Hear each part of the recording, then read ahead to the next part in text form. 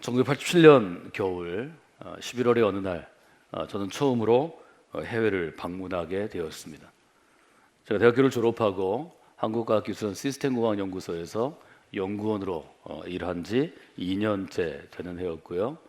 88 서울올림픽에 제가 파견되어서 조직위원회 소속의 과장 혹은 계장이라는 직함을 달고 저희 24명의 연구원들이 각각의 종목에 있는 베뉴라고 불리우는 각 사이트에 나가 있을 때 일이었습니다. 서울올림픽의 성공적인 개최를 위해서 그때 대한민국은 모든 조직과 부서에서 올림픽 조직위원회로 수천 명의 사람들을 파견했고 또 그들과 자원봉사자가 수만 명 함께해서 서울올림픽을 이끄는 일을 하게 되었습니다. 퀴즈를 먼저 좀 드리려고 그러는데요. 최근의 올림픽 2016년에 브라질 리우에서 열린 리우올림픽입니다. 올림픽에는 많은 종목이 있는데 리우올림픽에는 총 28개 종목에 1903명의 선수가 참석했고요. 국가 수로는 206개 나라였습니다. 세부 종목이 306개였는데 금메달 수는 308개, 대개 금메달, 은메달의 숫자가 같습니다. 은메달도 308개, 동메달은 공동 수상을 하기 때문에 구기 종목이나 아니면 투기 종목에 있어서 333개였습니다. 퀴즈입니다. 각각의 종목이 28개가 있는데 각 종목마다 메달 수가 다릅니다. 그래서 저희가 서울올림픽을 할 때 이 프로그램을 바꾸자고 얘기했습니다. 예를 들면 저희는 구기 종목을 좀 잘하는 편인데 저희가 잘하는 여자 배구나 또 핸드볼이나 또 저희가 좋아하는 축구 같은 것은 선수단이 되게 작으면 12명, 많으면 23명까지 있습니다. 뭐 코치까지 하면 훨씬 더 많죠. 근데 메달 수는 어때요? 올림픽 기간 내내 땀을 흘려도 하나밖에 안 줍니다. 축구는 11개, 혹은 후보 선수 포함해서 23개. 배구는 6개 주는데 6명이 하니까 하나밖에 안 주니까 6개, 혹은 뭐 12개 이렇게 주면 메달 집계가 좋을 거라 이렇게 생각했습니다. 올림픽에서 제일 메달이 많은 종목은 어떤 종목일까요? 수영이요? 예, 정확하게 틀리셨습니다. 리우 올림픽에서 수영은 46개였습니다. 수영보다 더 많은 종목은 뭘까요? 네, 육상입니다. 이게 이제 그 종목에 따라 달라지는데요. 리우에서 47개였습니다. 진짜 문제는 여기입니다. 세 번째로 많은 종목은 뭘까요? 육상 수영은 제가 안 알려드려 다 아시잖아요. 세 번째로 많은 종목인데 여러분이 양심에 따라서 성경책 위에 손으로 쓰시고 그 다음에 얘기하면 되겠습니다. 자, 세 번째로 많은 종목 여러분이 동시에 얘기하면 제가 다 들을 수 있습니다. 하나, 둘, 셋. 안 나왔습니다. 답 안 나왔습니다. 한 번 더 할까요? 옆에 분하고 상의하셔도 괜찮아요. 인터넷 검색은 잘 안 됩니다. 저희 예배실에 들어오시면 인터넷 끊깁니다. 예, 지금 검색하실 필요 없어요. 믿음으로 게스팅하세요. 찍으세요. 믿음으로 찍으시면 됩니다. 세 번째, 하나, 둘, 셋.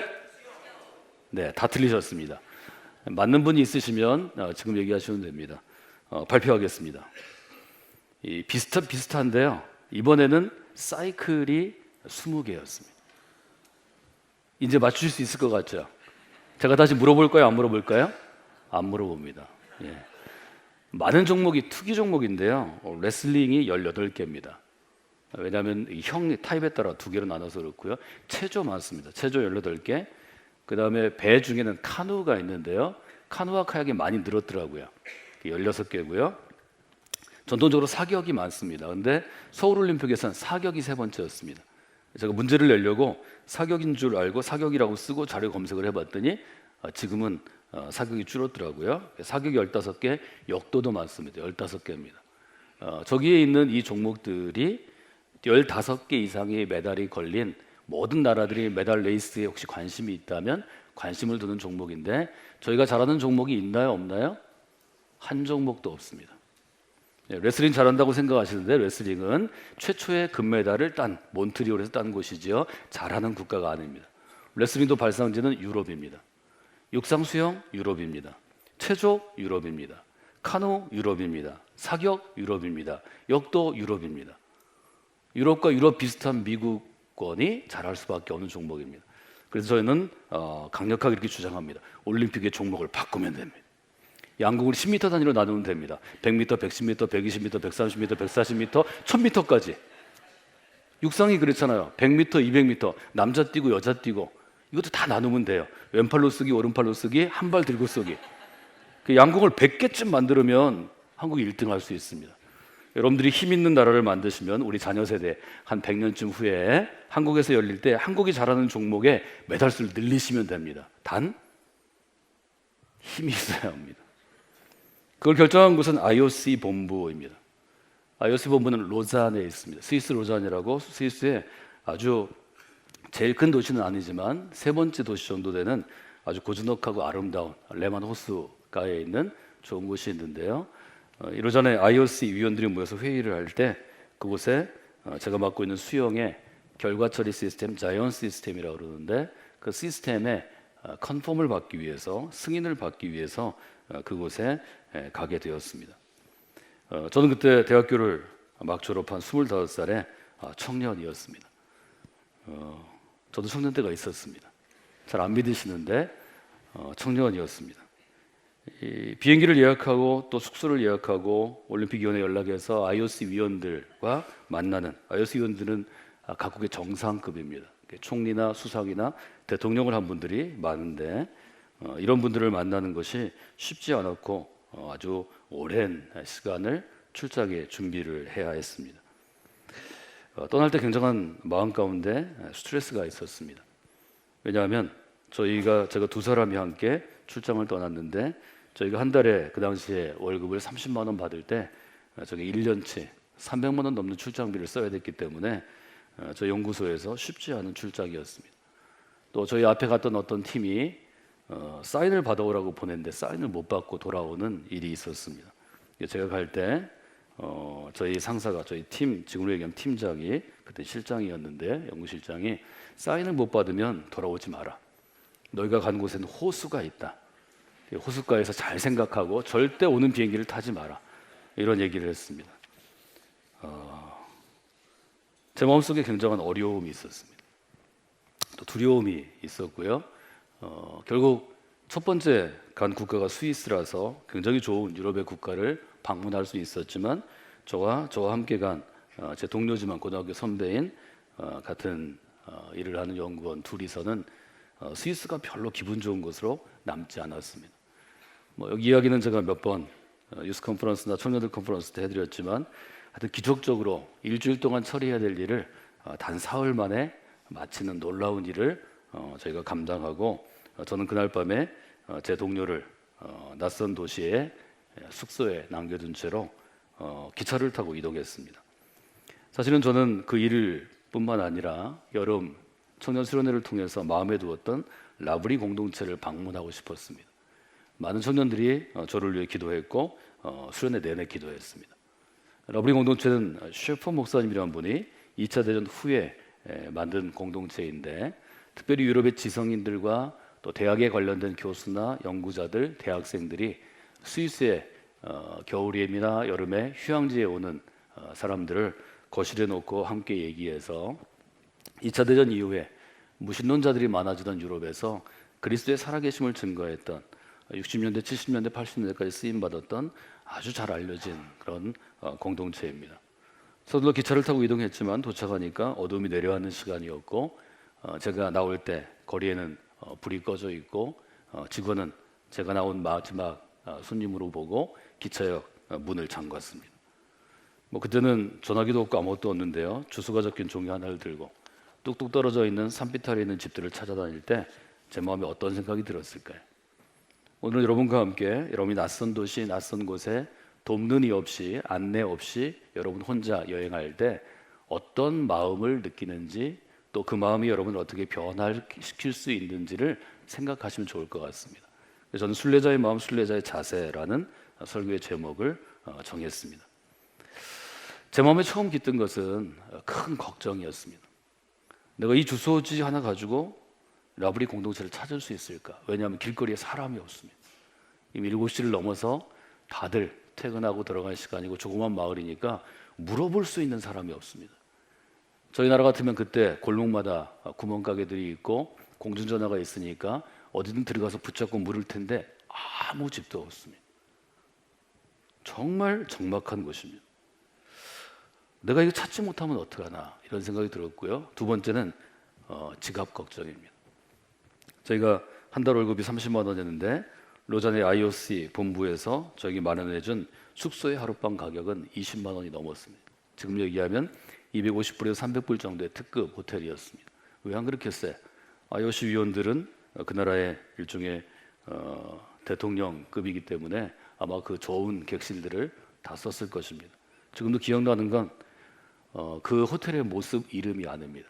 호텔에 처음 들어갔는데 들어간 로비부터 너무 고급스럽고 깨끗했는데요. 저희 방에 들어갔을 때 저희가 신발을 벗었습니다. 너무 깨끗해서요. 욕실을 딱 열었는데 문화 충격을 받았습니다. 세면대 옆에부터 수건이 있는데 수건이 너무 많은 거예요. 제가 얼굴을 닦았는데 어느 수건으로 닦아야 되는지를 모르는 거예요. 그래서 제가 수건 수를 셌습니다. 정확하게 16장이 있었습니다. 제가 지금 이제 설교할 때 저 입이 마를 때 쓰는데요. 요거 배 많은 요 수건부터 요거 배, 그 다음에 지금 얘기한 샤워 타월까지 제가 16장을 세고 또 셌습니다. 아마 지금까지 휴대폰에 찍었을 것입니다. 동행했던 연구원 선배와 더불어서 어떻게 해야 될지를 특급 호텔에 들어가서 잘 몰랐습니다. 그때 제가 그런 결심을 했어요. 우리 아이들에게는 잘 사는 나라를 물려줘야 되겠다. 아이들이 청년이 되면, 대학생이 되면 제일 먼저 특급 호텔에 데리고 가서 시험 공부하느라고 수고했다. 앞으로 네가 이곳을 잘 이용하는 사람이 되기를 원한다. 그래서 사용법을 좀 알려줘야 되겠다. 호텔에 들어가면 어떻게 체크인을 하고 어디서 밥을 먹고 제가 찾지를 못했어요. 심지어 IOC 위원들이 함께 만찬하는 곳에 초청을 받았는데 저희가 그 앞에 갔다가 방으로 다시 돌아왔습니다. 들어가면 안 될 것 같았어요. 저희를 맡았던 IOC의 직원이 전화도 안 되고 잘 안 되니까 방 밑에 메모를 넣습니다. 당신들을 위해서 이런 일정이 준비되어 있는데 어디 갔었어요? 이렇게 써 있습니다. 저희가 어떻게 방법이 없었습니다. 그때 우리가 아주 부유하고 잘 살 필요는 없지만 자기 일을 할 정도로 스스로 자부심을 좀 가져야 하고 너무 고급스러운 거 갔을 때 주눅 들지 않아야 되겠다 이런 생각을 사실 많이 했습니다. 저는 동료가 쉬는 그 시간에 욕실에 다시 들어가서 제일 큰 수건 2장을 바닥에 깔고 도착 예배를 드렸습니다.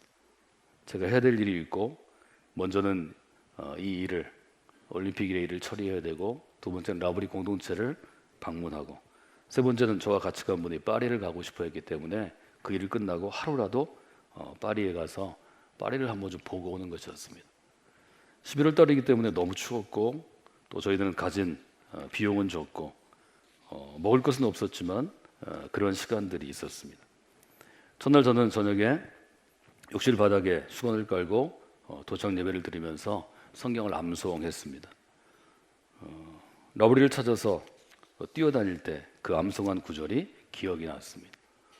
제가 해출장이 너무 힘들고 어려울 것 같고 결과가 좋지 않을 것 같아서 저를 지도하던 목사님 또 저와 함께 선생을 하던 카이스트 신우회 또 저희 교회 여디디아 청년부 여러분들에게 중보기도를 부탁했습니다.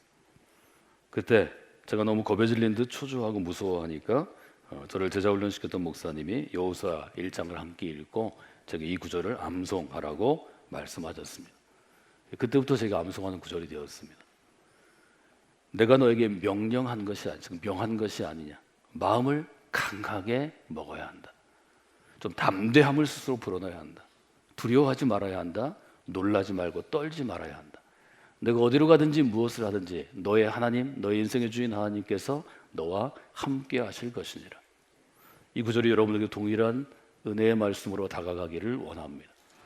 저는 그날 이후로 제가 함께 지도했던 청년들이 군대에 가서 군대에 가기 전날 두려우고 떨릴 때 여호수아 1장을 같이 읽고 기도해 주었습니다. 지금까지 30년이 넘는 동안 정말 수많은 청년들이 군대에 갈 때, 첫 직장에 갈 때, 어려운 일을 당할 때 동일한 구절을 읽고 암송하도록 하고 손에 적어서 갖고 다니도록 하고 또 지금도 도전합니다. 여러분의 아이들이 군대 갈 때 이제 예배 후에 제 방에 올라오면 제가 기도해주고 또 군대 가기 전에 가족들하고 식사하라고 식사비 주고 그러고 보냅니다. 아이들이 다 이 구절을 기억합니다. 저육에 자라난 남자아이들은 아마 다 기억하게 될 것입니다. 여행길에서 낯선 도시에서 우리가 갖는 것은 조금 전에 영상 뉴스로 보신 청년들이 오늘 저녁 프랑스 파리로 떠나면서 기대하는 마음, 설레이는 마음을 갖고 가는데요. 그때는 동행료도 있고 가이드도 있고 인솔하는 목사님이나 전도사님이 있어서 편하게 가지만 혼자 낯선 도시에 순례자로 여행자로 가면 무섭고 두렵고 떨림이 첫 번째 감정입니다. 야곱은 그런 삶을 살았죠. 우리가 6월 첫 주부터 보는 순례자의 길, 순례자의 잠, 이 주제를 통해서 제가 야곱을 언급했습니다. 창세기 47장 9절에 보면 야곱은 얘기합니다. 나그네 길로 돌아간 게 130년입니다. 내 조상만큼 내가 나그네로 여행자로 순례자로 살진 않았지만 지금 돌아보니 내 인생은 험악한 인생이 되었습니다. 험하고 고통스럽고 아픈 인생이 야곱의 인생이었습니다. 여러분, 순례자로 여행자로 이 땅 가운데, 이 지구 가운데, 이 지구별에 살아가는 그리스도인의 인생이 사실은 험악한 인생입니다. 무서움을 극복하는 게 쉽지 않습니다. 세상과 부딪힐 때 세상이 여러분을 밀어붙이거나 공격하거나 협박할 때 여러분 쉽지 않을 것입니다. 이 땅 가운데 그리스도인으로 인생의 순례를 떠나는 우리 모두에게 이 무서움은 사실은 극복해야만 하는 것이지만 극복하기 어려울 수도 있습니다. 이 한 주 여러분이 세상이 주는 어떤 무엇 때문에 무섭거나 두려운 분이 있을 수 있습니다. 여러분, 일터에서 세상을 대할 때, 고객들을 대할 때, 업무를 대할 때 두려운 때가 한두 번이 아닙니다. 학교에 가서 친구들과 혹은 한국의 정서들과 어떤 사상들과 만날 때 쉬운 일이 아닙니다. 친구들이 그런 어려움을 줄 수도 있습니다. 육체적으로 우리의 어떤 질병이 우리를 그렇게 어렵게 할 수 있습니다. 가족의 깨어짐, 가족의 어려움이 우리를 어렵게 할 수 있습니다. 개인적인 인격과 정서와 우리의 마음의 깨어짐이 우리를 어렵게 할 수 있습니다. 오늘 여호수아에게 주신 이 말씀이 험악한 인생을 살아간 여러분에게 힘이 되시기를 원합니다. 여러분, 예배를 통해 여러분의 마음을 강하게 하셔야 합니다. 하늘로부터 내려오는 담대함, 용기를 받을 수 있어야 합니다. 스스로에게 명령하셔야 합니다. 두려워하지 마라, 놀라지도 마라, 떨지도 마라. 여러분, 이것이 하나님이 매주 우리로 모여 예배하게 하신 것입니다. 이 자리가 여러분에게 그 거룩한 예배의 자리요 공동체가 되시기를 주님의 이름으로 부탁을 드립니다. 모세의 부모가 그런 무서움이 있었다고 성경은 얘기합니다. 우리가 지난주 히브리서 11장을 새벽에 본문으로 여러분 행복한 나눔의 매일 묵상 본문으로 저희가 하고 있는데요. 저희가 함께 읽은 히브리서 11장 23절, 지난 금요일 새벽의 본문입니다. 23절 이렇게 시작되어 있죠. 믿음으로 모세가 낳았을 때 그 부모가 아름다운 아이임을 보고 석 달 동안 숨겨서 왕의 명령을 무서워하지 아니하였습니다. 모세의 부모에게 어떤 일이 있었나요? 출애굽기 1장은 모세의 부모에게 어떤 일이 있었는지를 비교적 상세하게 관찰 일지를 적고 있습니다. 출애굽기 1장 6절로부터 7절에 보면 이렇게 되어 있죠. 요셉과 그의 모든 형제와 그 시대의 사람들이 다 죽었습니다. 그런데 이스라엘 자손은 같이 읽어볼까요? 생육하고 불어나 번성하고 매우 강하여 온 땅에 가득하게 되었습니다. 이제 요셉 이후에 많은 사람들이 죽고 새로운 시대가 시작되었습니다. 지난주에 저희가 본 것처럼 모세가 죽고 새로운 시대에 여호수아가 새로운 지도자가 되어 출애굽 공동체를 약속의 땅에 정착하는 과정을 맞게 된 것처럼 요셉과 그의 형제들과 그 시대의 사람들이 다 죽고 이스라엘 자손이 새로운 이집트에 살게 되었습니다. 이스라엘 자손의 특징에 대해서 살아있는 동사 몇 개가 이겠죠. 생육하고 불어나고 증가하고 개체수가 증가하고 번성하고 매우 강했다. 아마 기골이 장대하고 튼튼하고 건강했다는 거죠. 이스라엘 사람들이 이집트 사람에 비해서요 온 땅에 가득하게 됩니다. 새로운 시대의 왕이 된 새로운 왕은 위기를 느끼게 됩니다. 8절에 보면 이렇게 되어 있죠. 요셉을 알지 못하는 새로운 왕이 이제 애굽, 이집트를 통치하게 되었습니다. 왜 안 그렇게 했어요? 이집트 사람보다 숫자도 더 많고 더 지혜롭고 똑똑하고 더 몸도 건강하고 싸움도 잘하게 생겼으면 그러면 당연히 불안 세력이죠. 불안 세력을 품고 있는 것입니다. 왕이 이렇게 얘기합니다. 백성들에게, 즉 이집트의 신하들과 사람들에게 얘기하되 이 백성 이스라엘 자손이 너무 강하다. 너무 숫자가 많다. 강한 것도 무서운데 숫자까지 막으니까 우리가 당할 수가 없다. 10절 같이 읽어볼까요? 자, 우리가 그들에게 대하여 지혜롭게 하자. 두렵건대 그들이 더 많게 되면 전쟁이 일어날까 우리의 대적과 앞에서 우리와 싸우고 이 땅에서 나갈까 하노라. 아주 똑똑한 왕이죠. 이 사람들이 숫자도 많고 우리보다 강하고 우리보다 전투력, 말하자면 전쟁이 임했을 때 군사력이 더 많을 걸 알면 이집트 밖에 있는 이집트의 적대 세력과 연합해서 안에서 반란을 일으키면, 밖에서 쳐들어오고 안에서 일어나면 우리가 문제가 된다. 이 사람들이 우리의 통제로부터, 우리의 통치로부터 벗어날 수 없도록 해야 되겠다.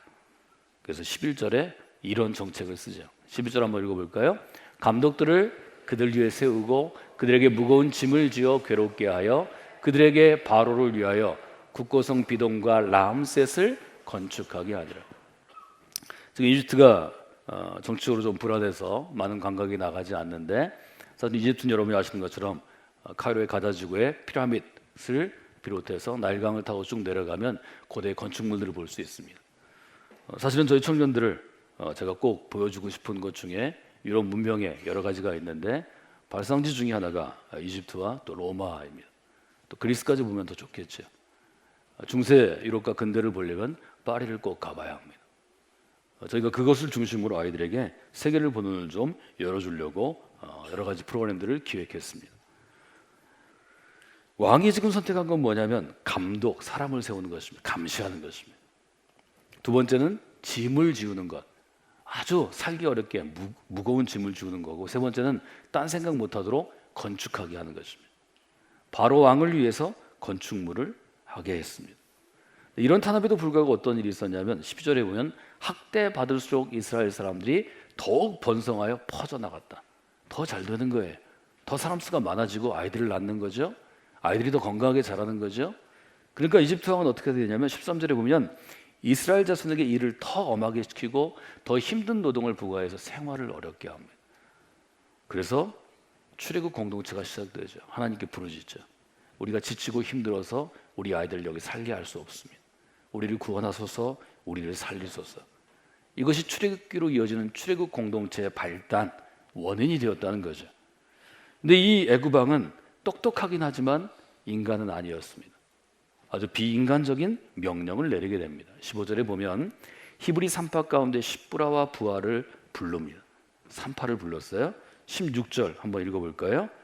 이르되 너희는 히브리 여인을 위하여 해산을 도울 때 그 자리를 살펴서 아들이거든 그를 죽이고 딸이거든 살려주라.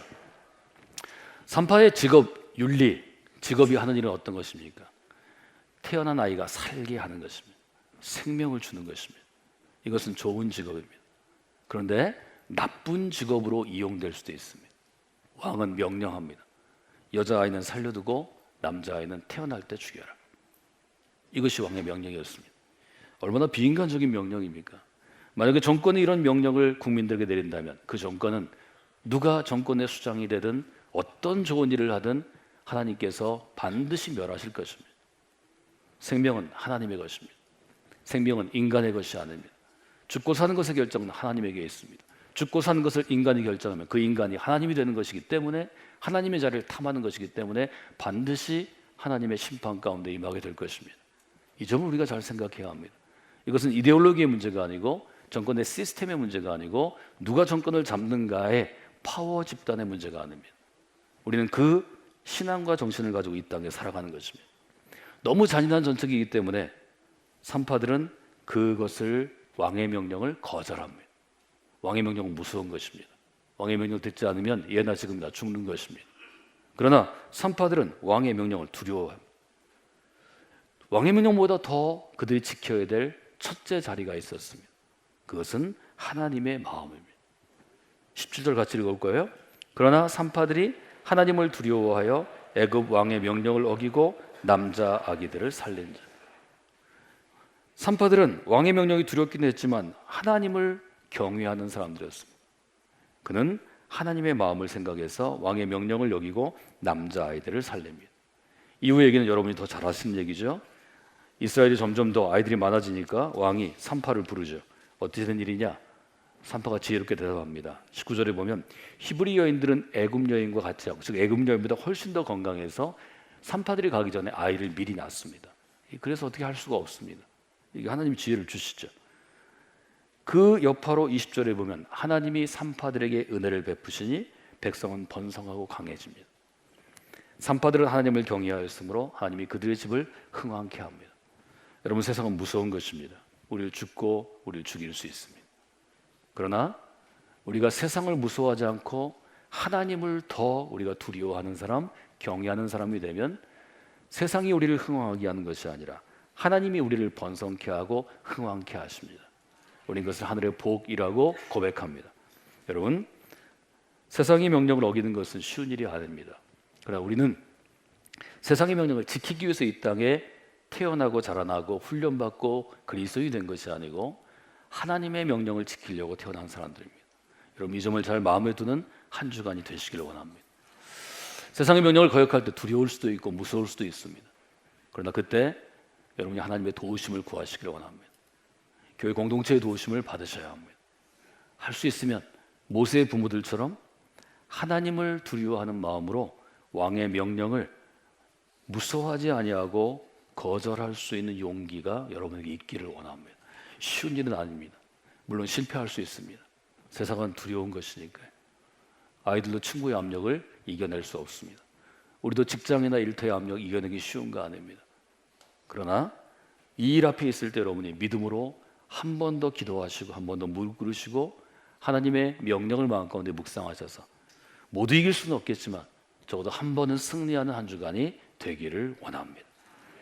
23절에 보면 모세의 부모는 딴 때는 왕의 명령이 무서워서 왕의 명령 때문에 믿음으로는 실패한 사람이 되었을지 몰라도 하나님이 그에게 귀한 아들을 주셨을 때, 모세를 주셨을 때 히브리서 11장 23절은 이렇게 기억합니다. 믿음으로 모세가 태어났을 때 부모는 그의 아름다운 아이를 보고 석 달 동안 숨겼다는 것입니다. 왕과 싸웠다는 건 아니죠. 그러나 왕이 남자아이를 죽이라고 그랬을 때 그 명령을 거절하고 거부한 다음에 왕이 알지 못하기 때문에 석 달 동안 아이를 숨겼다는 거죠. 이것이 모세의 이야기입니다. 이것 때문에 이스라엘 사람들은 출애굽이라는 광야의 여행, 광야의 순례를 함께 할 수 있었습니다. 성경은 이것을 이렇게 표현합니다. 왕의 명령을 무서워하지 않았습니다. 모세의 부모는 어떤 믿음의 태도를 갖고 있었는가 하면, 어떤 순례자의 태도를 갖고 있었는가 하면, 왕의 명령이 무섭지만 그 무서움보다는 하나님을 택함으로 왕의 명령을 무서워하지 않았다는 것입니다. 저는 여러분에게 믿음에 대해서 이렇게 정리했습니다. 믿음은 이 무서움이 주는 두려움을 이겨내는 담대함, 용기입니다. 여기 따라 하실까요? 믿음은 두려움을 이겨내는 용기를 줍니다. 여러분이 이 용기를 선물로 받으시는 한 주간이 되시면 좋겠습니다. 우리는 묵상할 때 두 번째 질문을 이렇게 했습니다. 모세의 부모는 그러면 아기를 위해서 어떻게 행동합니까? 모세의 부모는 몰래 아기를 기릅니다. 그리고 여러분이 아시는 것처럼 아이를 상자에 담아 나일 강가에 두는데, 이 부분은 출애굽기 2장을 이번 주에 천천히 잘 묵상하면서 읽어보시기 바랍니다. 출애굽기 2장에는 이렇게 되어 있습니다. 2장 2절에 보면 그 여인이 아기를 잉태해서 아기를 낳으니 그가 잘생긴 것을 보고 석 달 동안 그를 숨겼으나 더 숨길 수 없게 돼서 그를 위하여 갈대 상자를 가져다가 역청과 나무에 진을 층하고 아기를 거기에 담아 나일강과 갈대 사이에 두고. 우리는 영화를 통해서 이 상자가 또 밀려서 강을 여행한 것을 봅니다. 그것은 성경의 사실과는 다릅니다. 어떤 부모가 아이가 죽을 줄 살지 모르는데 결과를 확신하지 못하고 강물에 떠나보내겠습니까? 그건 책임 없는 무책임한 부모죠. 이 부모는 그런 부모들이 아닙니다. 석 달 동안 아이가 크면 100일이 되면 아이가 뒤집기 시작합니다. 기어다니기 시작합니다. 조금 있으면 걷기 시작합니다. 이 아이가 남자임을 감출 수 없기 때문에 이 아이를 누가 키울지를 오랫동안 고민하고 기도하고 지혜를 구했을 것입니다. 그리고 공주인 바로의 딸이 목욕하는 곳 갈 때 상자를 놓습니다. 제가 보기엔 아마 묶어놨을 가능성이 많죠. 떠내려가면 안 되니까요. 떠내려가지 않도록 갈 때 사이에 두었다고 지금 분명하게 출애굽기 2장 3절은 얘기합니다. 안심이 안 돼서 이 아이의 누이, 아주 똑똑한 소녀를 상자 옆에 둡니다. 4절에 보면 이렇게 되어 있죠. 4절 읽어보시겠어요?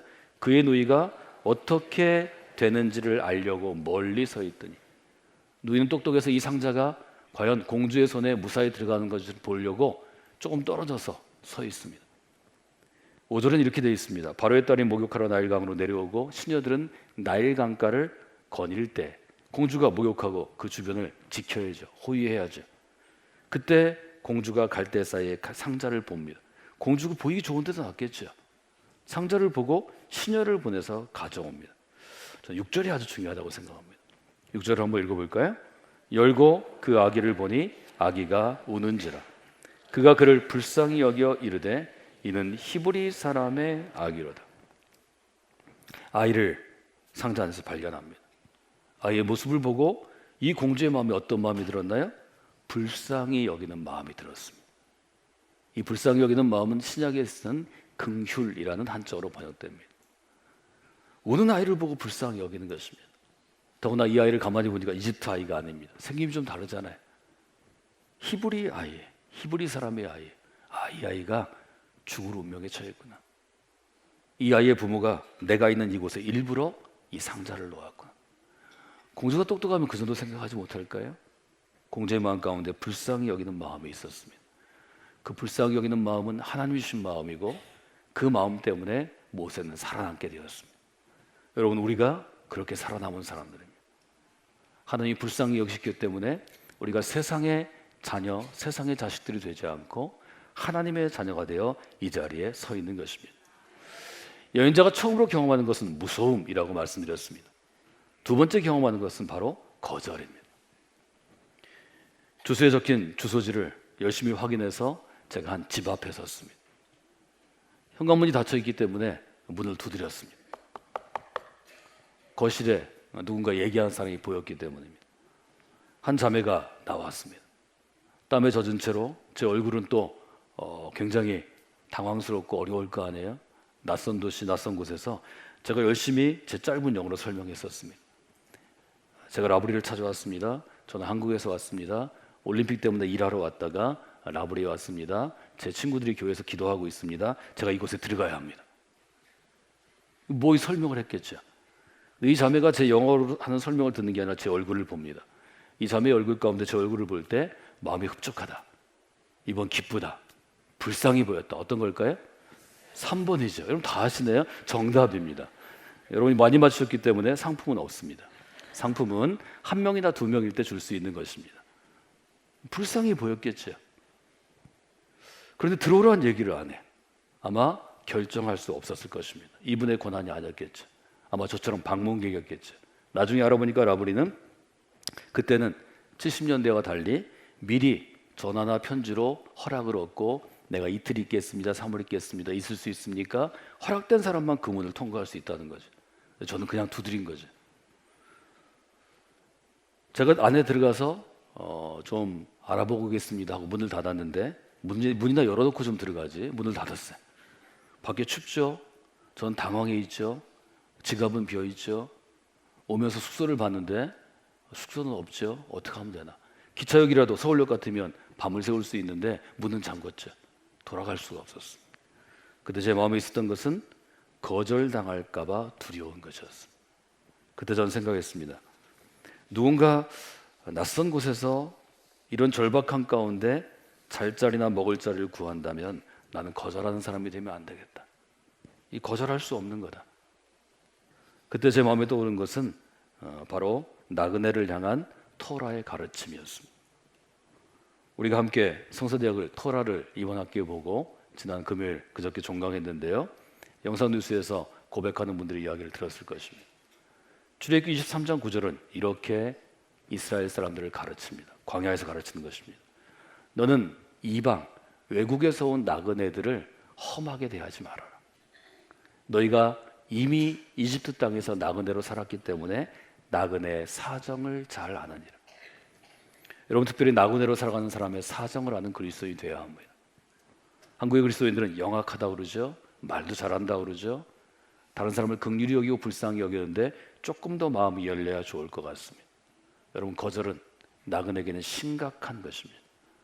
내가 거절을 당하면 그날 밤을 어떻게 할 수 없는 것입니다. 치안이 좋지 않은 예전에는 집에서 들어가서 밤을 거하지 못하면 밖에 있으면 강도를 당하는 것입니다. 두드러 맞는 것입니다. 내 짐을 다 빼앗기는 것입니다. 그래서 이스라엘 공동체는 나그네를 선대하라고 신명기 법에 넣습니다. 이게 신명기의 정신입니다.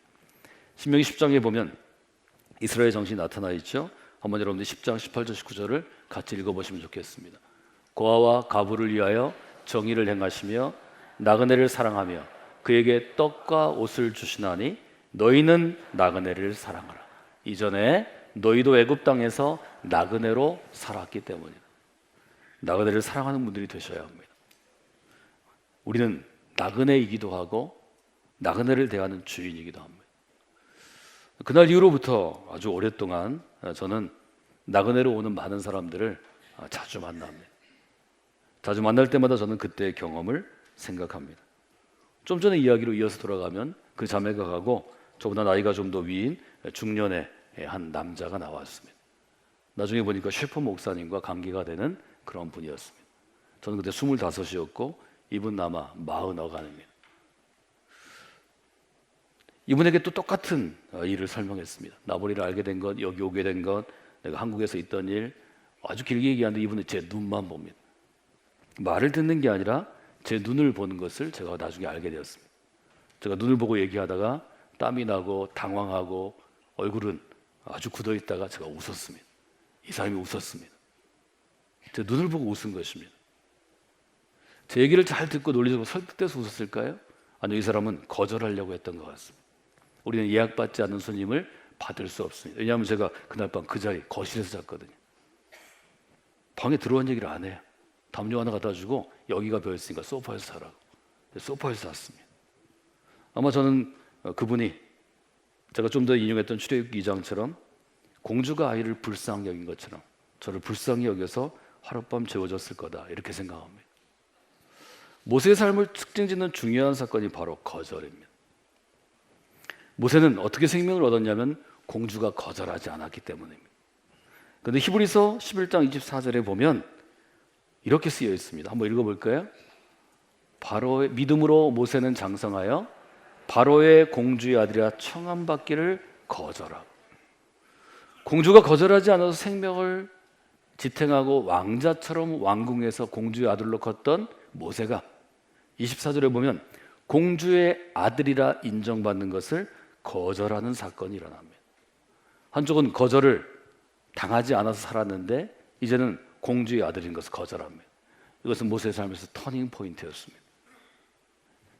저는 오늘 두 가지의 여행의 이야기를 여러분과 함께 나누었습니다. 이후의 여기에는 저희가 청년과 함께 유럽에 가져온 다음에 그 다음에 거절에 대해서 좀 나눴으면 좋겠습니다. 오늘 말씀을 정리해 보면 저는 두 가지 감정을 얘기했습니다. 여행자는 무서움 가운데 낯선 도시를 체험합니다. 이 두려움은 거절당할 때 극대화됩니다. 여러분 나그네로 있을 때 이 두 가지를 다 경험해 보셔야 합니다. 무서울 때는 어떻게 되나요? 하나님의 도움을 청하셔야 합니다. 세상이 여러분을 위협하고 어렵게 하고 무서울 때는 하나님의 도움을 청하시면 이겨낼 수 있습니다. 저는 믿음은 두려움을 이겨내는 용기라고 말씀드렸습니다. 두 번째로 모세의 부모를 통해 알 수 있는 것은 두려움을 이기기 위해서는 가만히 있는 게 아닙니다. 저를 따라서 하실까요? 아무것도 하지 아니하면 아무 일도 하지 않습니다. 하나님 우리가 무엇인가를 하기를 원하십니다. 모세의 부부는 최선을 다한 것입니다. 석 달 동안을 꽁꽁 싸매서 감춰둡니다. 감출 수 없을 때 상자를 만들고 상자를 공주가 발견할 수 있도록 주고, 더 놀라운 것은 공주가 그 상자 옆에 있는 소녀를 부릅니다. 모세의 누나였습니다. 얘기하죠. 이 소녀에게 무엇인가를 요청합니다. 출애굽기 2장 7절에 보면 이렇게 되어 있죠. 소녀가 얘기합니다. 내가 지금 공주님을 위해서 히브리 여인 가운데 이 아이 젖줄 수 있는 유모를 찾아드릴까요? 공주는 알든지 모르든지 그에게 그렇게 하라고 얘기합니다. 소녀는 가서 이 아이의 어머니 모세의 어머니를 데려옵니다. 공주는 이 아이의 어머니인 줄 알지 못했으나 그러나 마음이 긍휼히 여기기 때문에 불쌍히 여기기 때문에 얘기합니다. 9절에 보면 이렇게 되어 있습니다. 바로의 딸이 그에게 이르되 이 아이를 데려다가 나를 위해 젖을 먹이라. 내가 싹을 주겠다. 부모에게 다시 돌려준 것입니다. 이 여인이 아이를 데려다 젖을 먹이고 아이는 엄마 품에서 큽니다. 모세는 공주 품에서 큰 것이 아닙니다. 엄마 품에서 크고 장성했을 때 바로의 딸에게로 데려가니 모세가 공주의 아들이 되었느니라. 이것이 하나님이 행하시는 일입니다. 여러분이 믿음으로 최선을 다해 생명을 다해 행동하면 하나님이 그 행동을 아름답게 사용하십니다. 이것이 믿음입니다. 우리가 갖고 있는 무서움은 바로 이것들을 체험하는 귀한 통로가 될 것입니다. 또 하나는 제가 거절에 대해서 말씀드렸습니다. 여러분, 여행객이 나그네가 요청할 때는 거절하지 마셔야 합니다. 저도 대부분 저희 교회 가운데 무엇을 도와달라고 요청하는 분들에게 거절하지 않으려고 노력합니다. 이것은 감독님이 평생의 삶의 특징이기도 했습니다. 거절하는 법이 없으셨습니다. 그리고 풍족하지 않을 때도 거절하지 않으셨고 좀 도울 수 있을 때도 거절하지 않으셨습니다. 저는 여러분의 삶이 또 우리 교회가 성공의 믿음의 공동체 사역이 그런 삶이 되기를 원합니다. 여러분, 그것은 귀한 일입니다. 오늘은 제가 무서움과 거절에 대해서 이야기하고 그 뒤에 두 가지 특징은 다음 주에 좀 나눠서 이야기하기를 원합니다. 오늘 저희들이 마무리한 것 두 가지입니다. 세상이 여러분을 무섭게 할 수 있습니다. 그 무서움을 이길 수 있는, 두려움을 이길 수 있는 담대함, 용기를 하나님이 주십니다. 그 용기 여러분이 체험하시기를 원합니다. 그 용기를 갖고 여러분이 그 용기 가운데 살아가기 위해서는 최선을 다해서 우리가 할 수 있는 일을 해야 합니다. 아무것도 안 하면 하나님도 아무 일을 하지 않습니다. 하나님 앞에 모든 것을 맡기고 너의 짐을 맡기고 하나님의 도움을 구하면 하나님께서 또 일하시기 시작합니다. 이 모세를 살리신 것처럼, 거절받지 않는 것처럼 그런 일들이 일어납니다. 이 두 가지 일 가운데 여러분이 쓰임받는 그러한 한 주가 되시기를 주님의 이름으로 축원해 드립니다.